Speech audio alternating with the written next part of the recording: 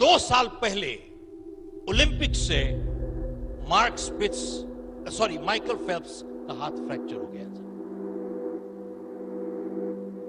और डॉक्टर ने उसको कहा कि देखिए अब आप पानी में नहीं जा सकते। और सवाल यह है कि अगर आपका हाथ जुड़ जाए तो क्या इसमें उतनी ताकत दोबारा से आ सकती है जैसे पहले थी?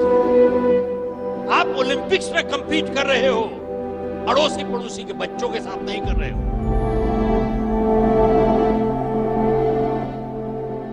माइकल फेल्प्स 10 साल से ट्रेनिंग कर रहा था। इसकी पूरी जिंदगी का सपना चूर हो रहा था साहब।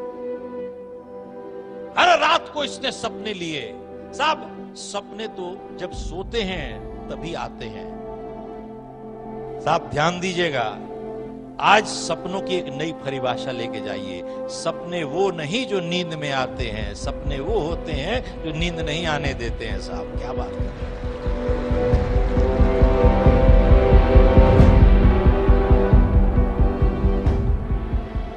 माइकल फेल्प्स ने अपनी जिंदगी का सपना देखा टूटते हुए। बोला साहब मैं पानी में जाऊंगा, हाथ इस्तेमाल नहीं करूंगा, पांव इस्तेमाल करूंगा। साहब ट्रेनिंग करता रहा माइकल फेल्प्स। उसके बाद 2008 में बीजिंग में इसने मार्क स्पिट्ज का 36 साल पुराना रिकॉर्ड तोड़ा और 8 गोल्ड मेडल जीता साहब। 8 गोल्ड मेडल और 8 में से एक इवेंट थी 100 मीटर्स बटरफ्लाई स्ट्रोक।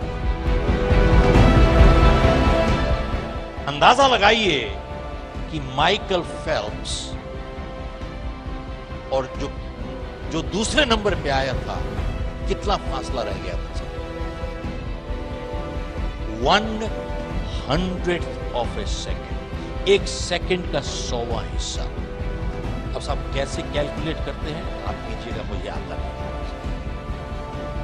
एक सेकंड का 100वां हिस्सा। और कहा जाता है कि जब इसका हाथ फ्रैक्चर हो गया और ये हाथ से प्रैक्टिस कर रहा और लात से प्रैक्टिस कर रहा था, इसकी लेग्स इतनी स्ट्रांग हो गई थी कि लास्ट पॉइंट इसी ने उसको लास्ट पुश दिया था।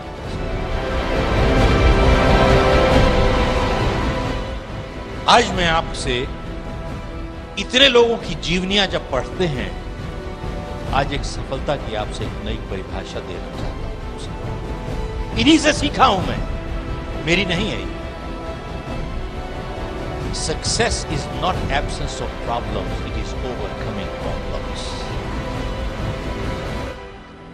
माइकल फेल्प्स को प्रॉब्लम थी, he had a problem.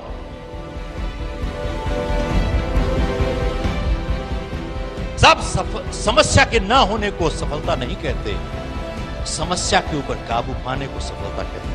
He had a problem। और सफलता इससे नहीं मापी जाती कि जिंदगी में हम कितना ऊपर गए। सफलता इससे मापी जाती है कितनी बारी गिर के उठे, उसको सफलता कहते हैं साहब।